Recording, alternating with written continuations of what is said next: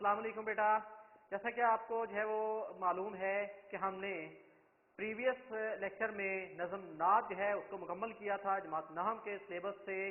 तो उसके बाद हमारा अगला जो टॉपिक है, हमारा अगला जो सबक है वो है जी काहली। इस जो है वो आपकी दरसी किताब जो है उसका तीसरा चैप्टर है, तीसरा सबक है काहली। उसके मुसन्निफ सर सैयद अहमद खान। तो अपनी रूटीन के मुताबिक जैसा कि सबसे पहले हम मुसन्निफ का तारुफ, उसके बाद सबक की रीडिंग और उसके अल्फाज मानी और फिर आहिस्ता आहिस्ता साथ उसके मशकी सवालात की तरफ जाएंगे। तो बेटा सबसे पहले मुसन्निफ का तारुफ है, तो चलते हैं अपने जो है वो टॉपिक की तरफ, मुसन्निफ के तारुफ की तरफ। तो ये बोर्ड पे मुसन्निफ के तारुफ के चंद पॉइंट जो कि आपके एमसीक्यूज का हिस्सा है वो मैंने लिखे हैं। सबसे पहले है जी उनका असल नाम, वो है सर सैयद अहमद खान। सर सैयद की सने पैदाइश जो है वो 1817 में ये पैदा हुए। अदालत में सबसे पहले इन्होंने बतौर सर रिश्तेदार के काम किया था, सर रिश्तेदार क्लर्क। उसके बाद इन्होंने सबसे पहले एक अंग्रेजी स्कूल, पहला अंग्रेजी स्कूल मुरादाबाद में खोला। उसकी कामयाबी के बाद, उसके जो है एस्टेब्लिश हो जाने के बाद एक दूसरा स्कूल उन्होंने उसको इंट्रोड्यूस करवाया, उसका जो है वो आगाज किया। तो दूसरा स्कूल गाजियाबाद में इन्होंने खोला था। इसके बाद इन्होंने अलीगढ़ कॉलेज की बुनियाद रखी। तो अलीगढ़ कॉलेज की बुनियाद कब रखी इन्होंने? 1875 में, 1875 में इन्होंने अलीगढ़ कॉलेज की बुनियाद रखी। इसके बाद उन्होंने अंग्रेजी से उर्दू में तराजिम के लिए एक सोसाइटी का, अंग्रेजी किताबों का उर्दू में तर्जमा करने के लिए एक सोसाइटी का जो है वो उसको जो है वो क्या मामले में लाए? वो सोसाइटी थी साइंटिफिक सोसाइटी। साइंटिफिक सोसाइटी का जो है वो उन्होंने उसको कायम किया। इसके बाद इन्होंने एक और जो कारनामा इनका, इल्मियो अदबी रसाला ये निकालते रहे। वो रिसाला था तहजीबुल अखलाक। तहजीबुल अखलाक के नाम से ये एक रिसाला भी शाये करते रहे। इनकी पसंदीदा सिन्फ़े अदब, अदब में, लिटरेचर में सबसे जो पसंदीदा इनकी सिन्फ़ अदब थी वो थी मजमून निगारी। इन्होंने मजमून की सिन्फ को रिवाज दिया, मजमून की सिन्फ को जो है वो प्रमाण चढ़ाया था। इसके साथ साथ इनकी जो कुल किताबें हैं, तकरीबन इन्होंने 30 से जायद किताबें लिखी हैं, 30 से जायद इनकी किताबें हैं। उन किताबों में से चंद तसनीफ के नाम मैंने नीचे लिखे हैं। आसार उस-सनादीद है, रिसाला असबाबे बगावत हिंद है, तबीनुल कलाम है, खुतबात अहमदिया है और इसके साथ साथ एक तफसीर कुरान भी इन्होंने लिखी। ये था मुसन्निफ का मुख्तसर सा तारुफ है। अब बेटा इस सबक की रीडिंग और इसके अल्फाज मानी जो हैं उसकी तरफ चलते हैं। सबक का नाम, सबसे पहले उसके नाम का मानी मफहूम है वो आपको बता दें कि इसके मानी क्या हैं। जी बेटा ये तो था हमारा मुसन्निफ का तारुफ। अब हम चलते हैं सबक के रीडिंग की तरफ और उसके अल्फाज मानी की तरफ। सबक का उन्वान है जी काहली। काहली के मानी है सुस्ती। सैयद अहमद खान काहली के मुतालिक अपना नजरिया बयान करते हैं और फिर उसके साथ साथ लोगों का जो नजरिया है काहली के मुतालिक, उन दोनों में एक मवाजना, उन दोनों में एक कंपैरिजन जो है वो पेश करते हैं और अपने नजरिए के बारे में वजाहत वो क्या देते हैं। ये एक ऐसा लफ्ज है जिसके मानी समझने में लोग गलती करते हैं। लोग ये समझते हैं कि हाथ पांव से मेहनत न करना, काम काज मेहनत मजदूरी में चुस्ती न करना, चुस्ती तेजी फुर्तीलापन, उठने बैठने चलने फिरने में सुस्ती करना काहली है। मगर ये ख्याल नहीं करते कि दिली कवा को बेकार छोड़ देना सबसे बड़ी काहली है। दिली कवा, दिली ताकतें। तो यहां पे उन्होंने ये बात वाज़ेह की कि कोई भी शख्स जो ये समझता है कि हाथ पांव से मेहनत ना करना और काम काज या मेहनत मजदूरी में चुस्ती ना करना ये काहली है, तो उनका ये नजरिया गलत है, उनकी ये सोच गलत है। क्योंकि हो सकता है कि वो शख्स जाहिरी तौर पे हमारे सामने हमें काम करता दिखाई ना दे रहा हो, वो शख्स हमारे सामने जो है वो मेहनत मजदूरी करता दिखाई ना दे रहा हो, लेकिन असल में उसके पास जो दिली सलाहियतें मौजूद हैं, जो दिली कवा परवरदिगार ने उसको अता किया हुआ है, वो उसका इस्तेमाल करते हुए हार्ड वर्किंग की बजाय वो स्मार्ट वर्किंग से अपने मामलात को निपटा रहा हो, वो स्मार्ट वर्किंग से अपने सारे काम में सर अंजाम दे रहा हो, तो उसका मतलब ये नहीं है कि वो काहिल है। उसके अंदर काहिली हो सकता है कि ना पाई जाती हो। तो काहली वो कहते हैं वो क्या है? काहली सिर्फ इसको कहते हैं कि अपने दिली कवा को बेकार छोड़ देना। जो शख्स अपने दिली कवा यानी जो परवरदिगार ने उसको सलाहियतें अदा की हैं, अगर वो उनका इस्तेमाल नहीं करता तो असल में वो उसकी काहली है, इसको हम काहली कहते हैं। हाथ पांव की मेहनत औकात बसर करने और रोटी कमाकर खाने के लिए नहायत जरूरी है। बसर औकात करना, दिन गुजारना, वक्त गुजारना। रोटी पैदा करना और पेट भरना एक ऐसी चीज है कि बामजबूरी उसके लिए मेहनत की जाती है और हाथ पांव की काहली छोड़ी जाती है।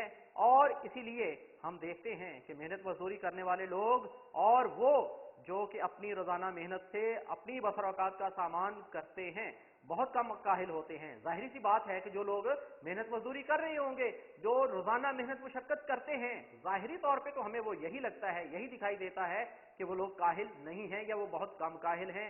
जबकि उसके पसे पर्दा अगर हकीकत को देखा जाए तो उन लोगों के अंदर भी काहली पाई जाती है, उन लोगों के अंदर भी काहली होगी, क्योंकि वो जाहिरी तौर पे जो मेहनत मुशक्कत कर रहे हैं वो तो मजबूरी से कर रहे हैं, वो तो पेट पालने के लिए कर रहे हैं, अपनी रोजी कमाने के लिए वो कर रहे हैं मेहनत मुशक्कत। लेकिन अगर ये सब कुछ उनको मैसर हो जाए तो हो सकता है कि उनके अंदर काहली बहुत ज्यादा पाई जाती हो। मेहनत करना और सख्त सख्त कामों में हर रोज लगे रहना गोया उनकी तबीयत फानी हो जाती है। तबीयत फानी पुख्ता आदत, ये उनकी पुख्ता आदत बन जाती है। वरना ये नहीं कह सकते कि वो लोग काहिल नहीं है, वो तो उनकी रूटीन का, उनकी जिंदगी का हिस्सा बन चुका होता है, इसलिए वो लगता है कि हमें वो काहिल नहीं है। वो अपने दिली कवा को बेकार छोड़कर बड़े काहिल और बिल्कुल हैवान सिफ्त हो जाते हैं। अगर वो यही काम छोड़ दें, ये मेहनत मजदूरी भी छोड़ दें, तो वो तो हैवान सिफ्त हो जाएंगे। ये सच है कि लोग पढ़ते हैं और पढ़ने में तरक्की भी करते हैं और हजार पढ़े लिखों में से शायद एक को ऐसा मौका मिलता होगा कि अपनी तालीम को और अपनी अक्ल को जरूरतन काम में लावे। लेकिन अगर इंसान उन आरती जरूरतों का मुंतजिर रहे और अपने दिली कवा को बेकार डाल दे तो वो निहायत सख्त काहिल और वहशी हो जाता है। इंसान भी मिसल और हैवानों के एक हैवान है। जाहिर सी बात है इंसान को मुआशरती हैवान भी कहा जाता है, तो कहते हैं कि और हैवानों की तरह वो भी एक हैवान है। और जबकि उसके दिली कवा की तहरीक सुस्त हो जाती है और काम में नहीं लाई जाती तो वो अपनी हैवानी खसलत में पड़ जाता है और जिस्मानी बातों में मशगूल हो जाता है और इंसानी सिफ्त को खोकर पूरा हैवान बन जाता है। बस हर एक इंसान पर लाजिम है कि अपने दिली कवा को जिंदा रखने की कोशिश में रहे और उनको बेकार ना छोड़े। हैवान सिफ्त, हैवानी आदत, हाजत, जरूरत, वहशी, बद तहजीब। तो नेक्स्ट इसका जो है वो पैराग्राफ, एक ऐसे शख्स की हालत को ख्याल करो जिसकी आमदनी उसके अखराजात को मुनासिब हो और उनके हासिल करने में उसको चंदा मेहनत और मुशक्कत ना करनी पड़े। चंदा बिल्कुल भी उसको मेहनत मुशक्कत ना करनी पड़े।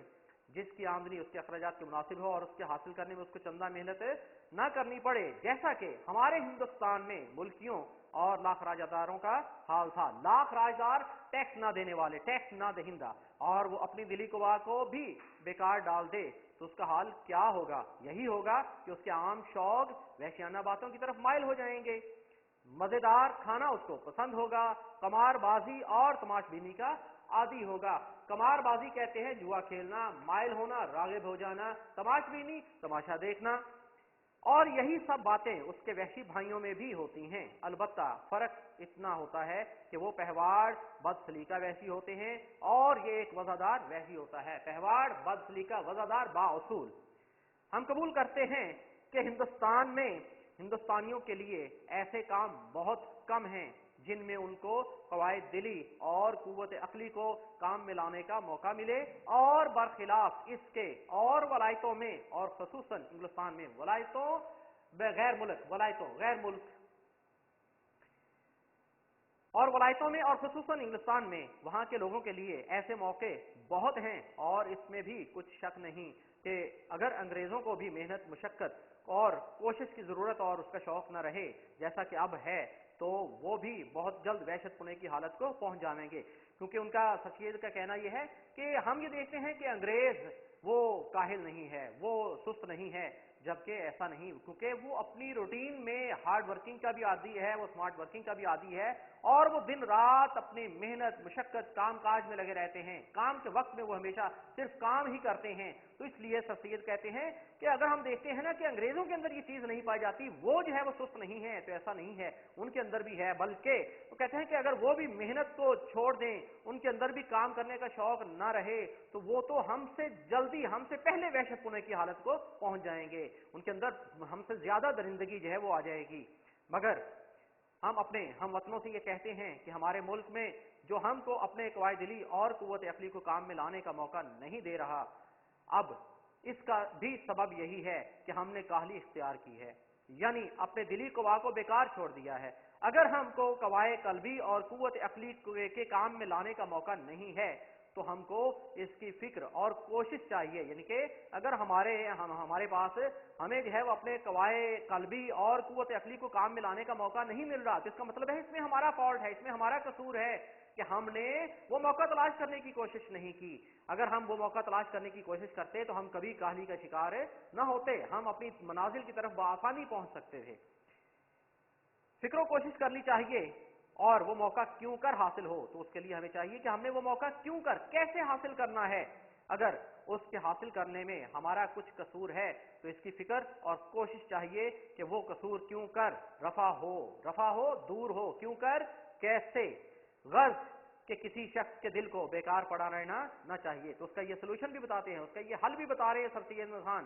اس کا جو معمولی سا چھوٹا سا جو حل ہے وہ ایک یہ بھی ہے کہ ہم میں سے کسی کو بھی اپنے دل کو بیکار نہیں رکھنا چاہیے۔ ہمارے اندر جتنی صلاحیت موجود ہوتی ہے کسی بھی کام کی، ہمیں اس کام کو کرنے کی کوشش کرنی چاہیے۔ کسی نہ کسی بات کی فکر و کوشش میں مصروف رہنا لازم ہے تاکہ ہم کو بھی اپنی تمام ضروریات کے انجام کرنے کی فکر اور مستعدی رہے، اور جب تک ہماری قوم سے کاہلی یعنی دل کو بیکار پڑا رکھنا نہ چھوٹے گا اس وقت تک ہم کو اپنی قوم کی بہتری کی توقع کچھ نہیں ہے۔ اس سبق کا ماخذ ہے مقالات سر سید۔ تو یہ تھا بیٹا اس سبق کے جو ہے وہ مصنف کا تعارف، اس سبق کی جو ہے وہ ریڈنگ اور اس کے الفاظ مانی۔ انشاءاللہ اگلے لیکچر میں اس سبق کے جو ہے وہ مشقی سوالات اور اس کے خلاصے کے ساتھ پھر سے آپ سے جو ہے وہ ملاقات ہوگی۔ اللہ حافظ۔